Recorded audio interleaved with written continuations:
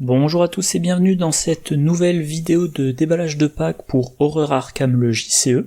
Aujourd'hui, les cartes du pack La Tanière de Dagon, le 5e et avant-dernier pack de la campagne, dont j'ai oublié le nom bien évidemment, Innsmouth. Le titre complet c'est La Conspiration d'Innsmouth. Alors, comme pour le pack précédent, une vidéo par classe, donc cette vidéo est consacrée exclusivement aux cartes gardiens, aux 2 cartes gardiens.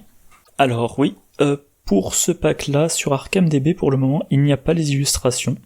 Je sais pas si c'est temporaire ou si désormais il n'y a plus les illustrations, mais bon, en tout cas, il va falloir faire avec. Alors la première carte, c'est Enchanter une arme, un événement de niveau 3 qui coûte 3, qui a les traits sort et amélioration, 2 icônes de volonté, 1 icône de force. Attachez cette carte à un soutien arme contrôlé par un investigateur dans votre lieu, limite de 1 par soutien. Le soutien attaché gagne le trait relique et occupe un emplacement d'arcane en plus de ses autres emplacements. Réaction, quand vous effectuez une action combattre en utilisant le soutien attaché, inclinez cette carte, ajoutez la volonté du propriétaire de cette carte à votre force pour cette attaque. Cette attaque inflige plus 1 dégât. Alors, une nouvelle amélioration, ça faisait longtemps. Alors déjà, qui peut la mettre dans son deck? Caroline Fern et sa volonté de 3, Léo Anderson sa volonté de 4, Sœur Marie et sa volonté de 4. Voilà. Trésor, donc on peut la tutorer avec l'Initio aux Arcanes. Et je sais pas pourquoi, j'avais complètement oublié de vérifier, enfin de lister les cartes armes auxquelles on peut attacher. Bon bah évidemment, chez les gardiens, il y en a tout plein. Je vais pas toutes les détailler. Voilà. Alors, comme je disais, hop voilà, si on suit dans l'ordre, bon, vous attachez ça à une arme contrôlée par un investigateur dans le lieu, seulement une copie d'enchanter une arme par arme maximum, ok. Le soutien attaché gagne le trait relique. Alors le trait relique, la plupart du temps, ça ne sert à rien, mais il y a quelques ennemis pour lesquels c'est assez important. Voilà, je pense que là ils y sont tous. Dans Carcosa, il y a le Poltergeist, ne peut pas subir de dégâts excepté de la part des sorts, des reliques ou des cartes rencontres. Donc voilà, le Poltergeist et ses 2 points de vie, grâce à enchanter une arme, vous pouvez le blesser avec n'importe quelle arme qui a été améliorée. Dans le cercle brisé, on a le Spectre, je crois qu'en français c'est le Spectre. Alors lui, on peut le blesser n'importe comment, mais si il est vaincu par des dégâts, à l'exception de dégâts infligés par un sort ou une relique, au lieu de défausser la carte, on l'attache au lieu. Le lieu gagne hanté, spawn donc générer le spectre dans ce lieu. Autrement dit, le spectre, vous pouvez le vaincre comme vous voulez, mais il faut le vaincre avec un sort ou une relique pour qu'il ne revienne pas encore et encore. Voilà, et qu'est-ce qu'il y avait d'autre comme... Oui bon, enfin j'ai pris ces 2-là parce qu'ils sont assez courants et iconiques. Alors, vous combattez en utilisant, quand vous combattez en utilisant le soutien attaché, vous rajoutez la volonté du propriétaire de la carte. Le propriétaire, pas l'utilisateur. Il faut incliner, donc c'est utilisable une seule fois par round, mais quand même c'est toujours ça de prix. La volonté, si vous mettez cette carte-là dans un deck, c'est que le propriétaire de la carte a une volonté d'au moins 3. Donc vous rajoutez quand même un plus 3 à la force du gardien, qui normalement devrait être de 4 ou 5 plus bonus, donc vous avez un gros bonus à votre valeur de combat. Donc de très grandes chances de réussir votre attaque. Augmenter ses chances de réussir une attaque, c'est toujours intéressant. Si ça vous donne un gros bonus au combat, vous n'avez pas besoin de vous donner ce bonus par un autre moyen, en dépensant des ressources pour entraînement physique, ou en attribuant des cartes. Voilà, chose comme ça. Et enfin, cette attaque inflige plus 1 dégât, c'est l'effet d'un coup vicieux. Classique coup vicieux. Si l'attaque est réussie, plus 1 dégât. Dans la vidéo précédente, je disais, dès que sur une carte il y a 2 icônes identiques, je pense à bien préparer. Mais là, les 2 icônes de volonté, elles sont sur enchanter une arme, qui est un événement. Et bien préparé, voilà, blabla, choisissez un soutien que vous contrôlez. Donc là, ça ne marchera pas. ce qui est assez dommage. Du coup, pour conclure sur enchanter une arme, voilà un exemple de deck. Alors même remarque que la vidéo précédente, j'ai fait la liste, j'ai pas encore eu l'occasion de le jouer. Un deck Mark Harrigan spécialisé en combat, que je jouerai en duo avec Rex, une fois que j'aurai reçu le renouveau du cercle brisé. Et là, enchanter une arme est dans le deck de Mark Harrigan, donc ça lui permettra d'avoir un +3 vu qu'il a une volonté de 3. Et ça sera pour enchanter le lance-flamme. Donc Mark Harrigan a une force de 5, le lance-flamme lui donne +4, et une fois par round, il va pouvoir utiliser le +3 d'enchanter une arme. Donc pour un total de 12, et éventuellement même 14 grâce à Flic en patrouille plus Gret Wagner. Donc voilà, une fois par round, une attaque avec une valeur de combat, enfin une valeur de compétence de 12 ou 14 s'il a ses alliés en jeu. Autrement dit, en mode normal, et encore plus en facile, c'est très largement exagéré. Par contre, en mode expert, c'est jamais perdu. Il y a quand même un -8 dans le sac du chaos, il y a aussi un -6, et je pense que les jetons spéciaux peuvent parfois atteindre, je sais pas moi, -5 ou peut-être -6 même. Donc un gros boost, une fois par round, ce qui fait que, comme vous avez un gros boost sur cette attaque-là, vous gardez pour les autres attaques de votre round tout ce qui booste votre combat. Voilà pour cette première carte. Deuxième carte du pack, Nephthys, la chasseresse de Bast. C'est donc un soutien de niveau 4 qui coûte 3, qui a les traits alliés et bénis, qui occupe un emplacement d'allié, 2 points de vie, 2 points de santé mentale, vous gagnez +1 en volonté. Réaction, quand un ou plusieurs pions bénis sont censés être retirés de la réserve du chaos lors d'un test de compétence, scellez-les sur Nephthys à la place. Action rapide, inclinez Nephthys, soit vous libérez 3 pions bénis scellés sur elle, soit vous renvoyez dans la réserve de pions 3 pions bénis scellés sur elle pour infliger 2 dégâts à un ennemi dans votre lieu. Une carte qu'on va pouvoir mettre dans des decks gardiens, niveau 4, il n'y a que les gardiens qui peuvent la jouer. Dans un deck Zoé par exemple, qui passe de 4 à 5 de volonté.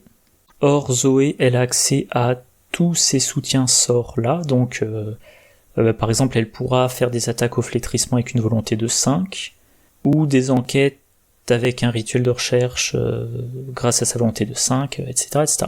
Léo Anderson, il passe de 4 à 5 en volonté, par exemple pour attaquer avec Éclipse sanglante. Là c'est la version de niveau 1 de l'Éclipse sanglante.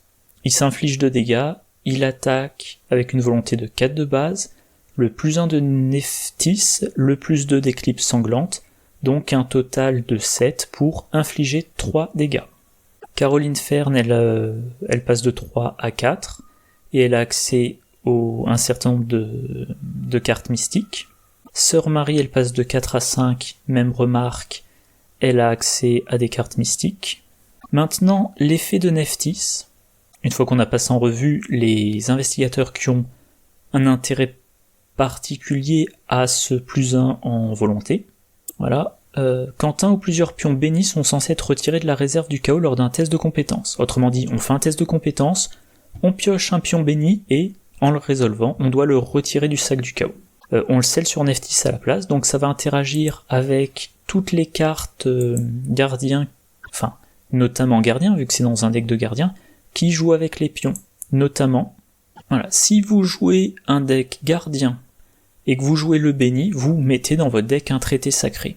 Le traité sacré, voilà, réaction, après qu'un investigateur dans n'importe quel lieu a effectué l'étape révéler un pion chaos d'un test de compétence, inclinez le traité sacré, renvoyez dans la réserve du chaos n'importe quel nombre de pions bénis révélés lors de ce test en ignorant leur modificateur pour ce test. Le traité sacré, comme je le disais dans la vidéo précédente, il vous permet de ne consommer que le nombre exact de pions bénis dont vous avez besoin. Mettons que c'est un test très dur ou que après avoir pioché tous les pions bénis, vous piochez un gros malus. J'ai perdu le début de ma phrase. Bon voilà. Mettons que vous avez besoin, vous piochez 3 pions bénis, mais il vous en faut 2 pour réussir le test. et bien le troisième pion béni qui n'est pas nécessaire, vous le remettez dans la réserve du chaos, et par contre vous devriez en retirer 2 de la réserve du chaos. Et bien Nephthys, elle vous dit, ben non, les 2 pions bénis que vous avez choisi de résoudre, vous ne les remettez pas dans la réserve de pions, vous les mettez sur Nephthys. Voilà, si vous jouez le châtiment lumineux, vous initiez l'attaque, vous cherchez jusqu'à 3 pions bénis dans la réserve du chaos, vous laissez-les sur châtiment lumineux, vous faites votre test, et si l'ennemi, que je me trompe pas, si l'ennemi est vaincu, les pions scellés, vous devriez les remettre dans la réserve. Voilà, vous devriez les retirer du sac du chaos. Non, pardon, je dis des bêtises. Voilà, je vais reprendre. Nephthys vous permet, voilà, c'est pour ça que j'avais mis cette carte de côté, Nephthys vous permet de retirer moins de pions bénis du sac du chaos, vu que vous les scellez sur Nephthys, et on verra après ce que ça implique de les déceler. Donc, en retirant moins de pions bénis, ça fait que vous en laissez plus pour châtiment lumineux. Dans un deck, si vous jouez la bénédiction d'Isis, vous voulez dans un test, enfin un test par round, vu qu'il faut incliner bénédiction d'Isis, vous voulez, une fois par round, révéler 2 pions bénis lors d'un test pour pouvoir traiter le deuxième pion béni comme un pion signe des anciens. Et ben, pour conserver de bonnes chances de piocher 2 pions bénis, vous aurez l'utilité de Nephthys qui vous fera, encore une fois, en retirer moins lors de vos tests. Même remarque pour la lame bénie, elle inflige un plus 1 dégât si vous révélez un pion béni ou signe des anciens, et voilà.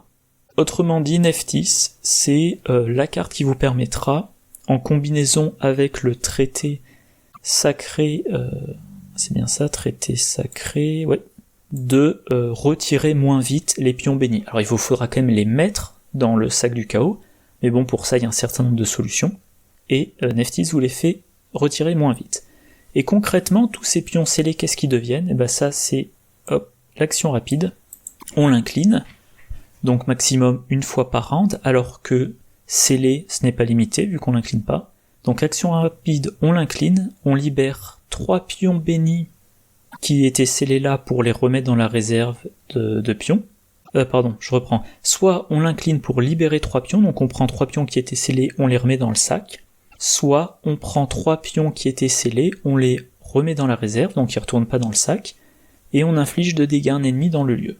Alors, le premier effet, si on veut pouvoir si on veut pouvoir piocher des pions, faut les remettre dans le sac du chaos. Si on n'a pas une grosse génération de pions bénis, on va choisir cette première option. Et la deuxième option, si on a un ennemi auquel on veut faire des dégâts et qui est difficile à attaquer, je sais pas, un ennemi qui aurait une force de 4 ou plus, voilà, on va avoir l'occasion de lui faire des dégâts directs. Si on a un ennemi qui est distant, alors ça serait bête d'utiliser ça sur un engoulevent, mais bon, ça peut être nécessaire à certains moments, ça peut avoir de l'importance. Plutôt par exemple dans Carcossal, dans les échos du passé, vous avez dans votre lieu un bibliothécaire, il est distant, faut l'engager, faut lui faire 3 dégâts. Souvent ça veut dire une action pour l'engager, une action pour 2 dégâts, une action pour le 3e dégât. Nephthys, elle vous économise une action. Et même si vous jouez Zoé Samaras et qu'elle a sa croix, vous utilisez Nephthys pour faire 2 dégâts, vous engagez l'ennemi, grâce à la clé, vous lui faites son 3e dégât, il est vaincu, et vous vous souciez plus des fatalités qu'il avait sur lui. Voilà. Mais, bien évidemment, si vous retirez les pions bénis et que vous les mettez dans la réserve de pions, il faudra un autre effet pour les remettre dans le sac. Pardon, je disais 18 minutes d'enregistrement, un gros quart d'heure, voilà. Soit à peu près le rythme qui était prévu, et donc l'écart des autres classes dans les prochaines vidéos. En attendant, moi, je vous souhaite une bonne journée, une bonne soirée, de bonnes parties, et je vous dis à la prochaine. Au revoir.